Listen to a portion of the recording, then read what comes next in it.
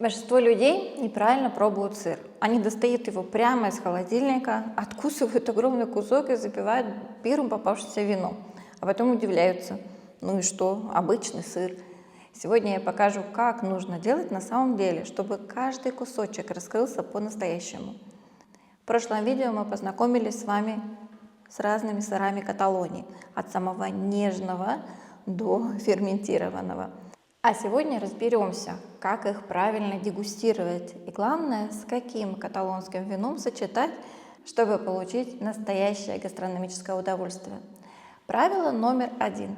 Порядок всегда имеет значение. Всегда начинайте дегустацию от мягких сыров к более плотным, выдержанным, от легких вкусов к интенсивным. Так ваш язык не перегрузится, и вы сможете почувствовать нюансы каждого сыра. Второй важный момент – температура. Никогда не пробуйте сыр прямо из холодильника. Достаньте его за 30-40 минут до подачи.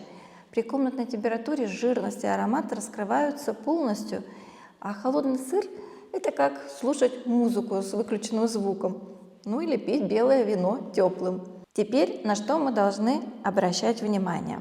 Прежде всего на текстуру. Посмотрите, как сыр режется. Он должен быть кремовым, текучим внутри, если это мягкий сыр. Если это выдержанный, плотный, то с мелкими кристалликами соли. Потом аромат.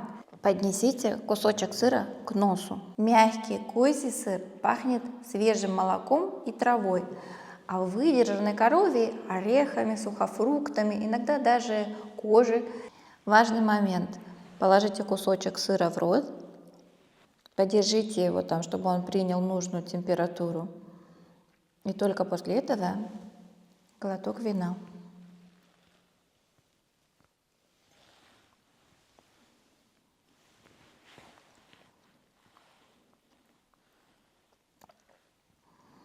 Все вместе вы должны подержать немножко во рту, и только тогда происходит магия.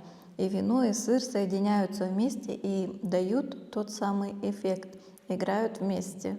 Корочку у большинства натуральных сыров можно и нужно есть. Она часть характера сыра. Между сырами освежайте вкус кусочком яблока или глотком воды. Сыр бри идеально сочетается, естественно, с традиционной кавой из региона Пенедес, свежей козьей, и лучше всего работает с игристой кавой. Эта кава сделана по традиционному методу с тонкими такими изящными пузырьками и высокой кислотностью от сортов Макаве, Парьяда и Чарелло. Почему это идеально? Пузырьки и яркая кислотность отлично разрезают сливочную жирность мягкого сыра, очищают рецепторы после каждого кусочка. И получается очень легкое, элегантное, такое праздничное сочетание. Если хочется тихого винного, то возьмите Гарначо Бланко из региона Теральта. Это вино с объемной текстурой, водка без белой груши, фенхеля. Очень люблю это вино. И оно мягко обволакивает кремовую текстуру сыра и подчеркивает его молочные нюансы. Полутвердый сыр, например, Гарочо, отлично идет со структурированными белыми, что тоже взять из региона Пенедес, например, Чарелло. Или с легкими винами из региона Эмпарда и Монсан на основе гарначи и кореньяна. Эти красные обычно фруктовые, с мягкими танинами, нотками таких красных ягод, средиземноморских специй. Они не перегружают сыр, а поддерживают его ореховые и травяные оттенки, создавая очень гармоничный баланс. Но у меня для моего любимого сыра из региона Гарочо припасено такое вот вино Джувей Камс 2017 года.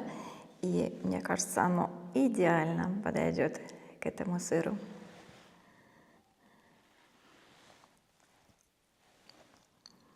Маленький кусочек во рту.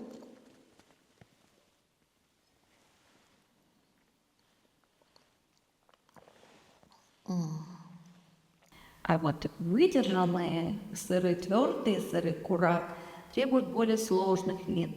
Белых с выдержкой, но в Каталонии таких вин мало, поэтому я бы посоветовала натуральное или мощно красное из приората и Монсан. И вина из Приората дают потрясающую минеральность.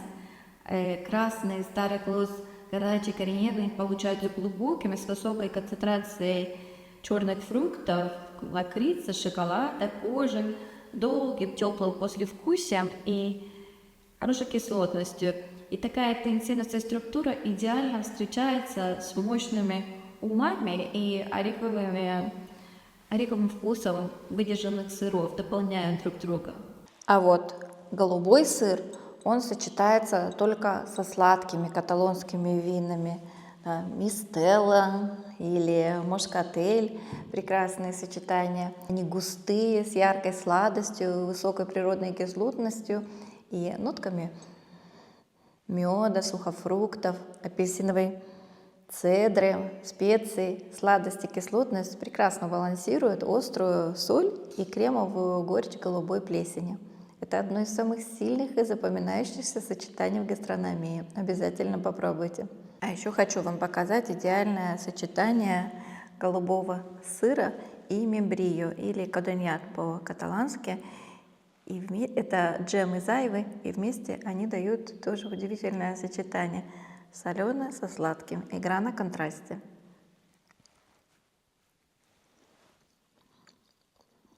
Вообще не бойтесь играть на контрастах, потому что это, мне кажется, самое интересное вообще, экспериментировать именно с такими вот противоположными вкусами.